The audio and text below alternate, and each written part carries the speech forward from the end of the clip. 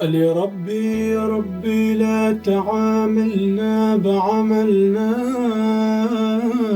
خطايا كتير بالدنيا عملنا. قال يا ربي لا تعاملنا بعملنا، خطايا كتير بالدنيا عملنا.